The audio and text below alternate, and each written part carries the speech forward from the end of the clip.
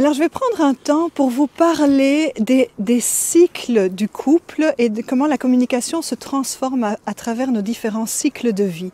Les cycles de vie, c'est naturel, nous les avons avec les saisons, nous les voyons dans la nature et notre relation va aussi traverser ses propres cycles.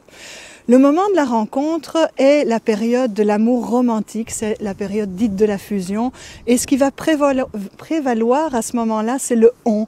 On est content d'être sur la même longueur d'onde, on a les mêmes goûts, on a les mêmes amis, on a un projet en commun et on aime être ensemble et on aime se ressembler. Et ça, c'est vraiment quelque chose qui est fondateur et qui nourrit cette envie de faire un chemin ensemble. Au bout de quelques mois, quelques années, on rentre dans une deuxième phase, une deuxième saison qui est la saison dite de différenciation. Et celle-là, ça va être la saison de la lutte de pouvoir. On va commencer à passer non plus dans le langage du on, mais dans le langage du tu. Et à force de dire « et tu n'as pas fait ceci, et tu es comme cela, et tu », il va y avoir beaucoup de reproches, il va y avoir beaucoup d'accusations, et on appelle ça le tu qui tue.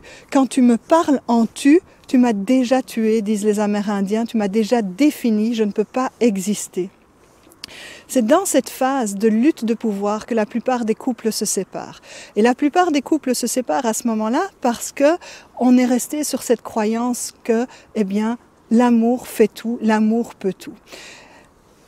Il va falloir passer dans la troisième saison avec conscience. Et cette troisième saison, ça va être la saison du nous, où chacun peut exister à part entière. On est dans un soi différencié, mais qui va œuvrer ensemble. Et donc, il y a une phase d'engagement. Qu'est-ce que je suis prête à faire, à lâcher de mon histoire? Qu'est-ce que je suis prête à faire pour œuvrer avec toi et pour créer ma vie avec toi?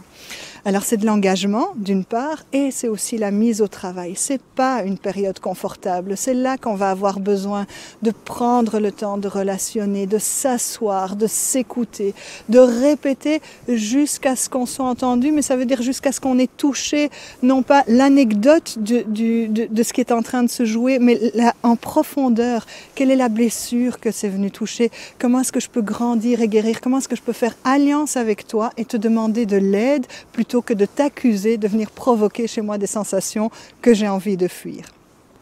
Cette mise au travail, qui peut être plus ou moins longue et plus ou moins éclairante, va inviter le couple à vivre une nouvelle période de lune de miel où les premiers conflits sont résolus, où on a compris beaucoup, on a grandi et on va revivre sans doute une nouvelle période d'amour romantique. C'est apaisé à l'intérieur. On a de nouveau des projets, on est en harmonie, on est heureux d'être ensemble et comme c'est bon de pouvoir se déposer là-dedans. L'erreur fatale, c'est de se dire que la première fois qu'on a fait ce travail-là et qu'on touche à ce deuxième niveau, ça y est, c'est fait et pour toujours. Parce que bien sûr que ce n'est pas linéaire, mais c'est à regarder en spirale, c'est circulaire. C'est vraiment parce que la relation est vivante, nous sommes vivants, nous vivons sur un être vivant, la Terre, et toutes ces parts de vie vont connaître ces cycles-là. Alors si j'ai la conscience de ça, je vais savourer cette période romantique, cette période d'ajustement, et puis je vais regarder avec peut-être un peu plus d'espièglerie ou d'affection le moment où je rentre dans une nouvelle lutte de pouvoir, où j'ai envie de me transformer parce qu'à 50 ans, je suis plus la même femme qu'à 40, parce qu'à 40, j'étais plus la même femme qu'à 30 ans, et je vais avoir le courage de recommencer, de me réengager et de refaire ce travail. Et c'est ainsi que les couples de longue durée peuvent se construire et vivre quelque chose de plaisant et de satisfaisant pendant de longues années. Alors j'espère que c'est le choix que vous faites, de ne pas se contenter de l'à peu près de la relation ou de ne pas rester ensemble par habitude, mais vraiment de plonger dans cette spirale et cette dynamique de la relation vivante.